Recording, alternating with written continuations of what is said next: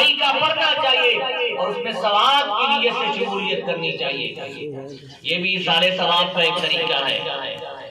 ایصال ثواب کا ایک طریقہ یہ بھی ہے کہ مرنے والے کے بعد اس کی اچھائی بیان کرنا، اس کی اچھائی بیان کرنا، اس کی برائی نہ کرنا، اس کے عیب بیان نہ کرنا، یہ بھی ایک ایصال ثواب ہے۔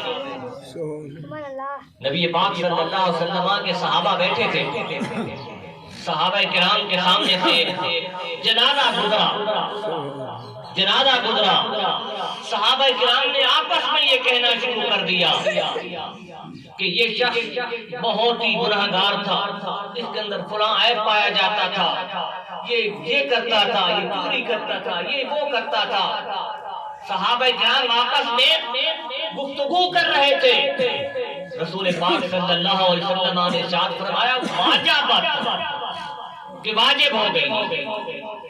پھر کچھ دیر کے بعد دوسرا جنازہ گزرا، صحابہ کرام نے پھر اس بندے کی تعریف کی جو میت جا رہا تھا، اس کی تعریف کر دی، یہ بڑا اچھا آدمی ہے، یہ نیک آدمی ہے، یہ لوگوں کے کام آتا تھا، صلہ رحمی کرتا تھا، یہ نماز پڑھتا تھا، یہ زکوٰۃ ادا کرتا تھا۔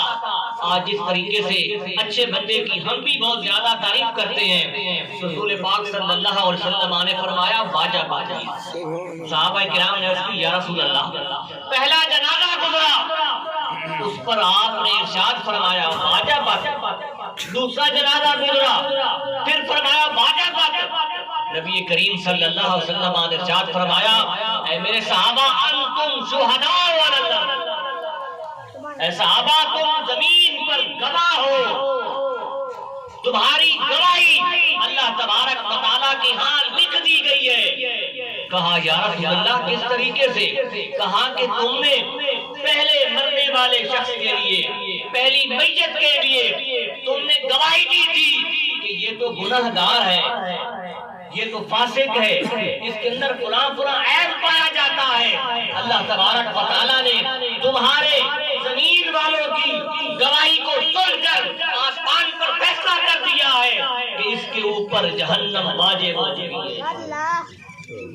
دوسرے شخص کے متعلق تم نے گواہی دی کہ یہ نیک ہے، یہ نیک ہے اور یہ اچھا انسان ہے۔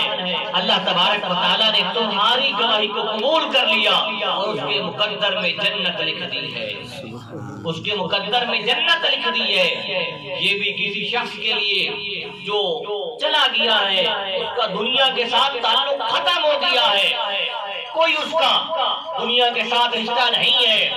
اب اس نے دنیا میں کسی کا رزق نہیں کھانا، کسی کو زیادتی، کسی کے ساتھ زیادتی نہیں کرنی، کسی کو گالی نہیں دینی، اس کا دنیا کے ساتھ تعلق ختم ہو گیا ہے، وہ صرف اور صرف اب تمہارا محتاج ہے۔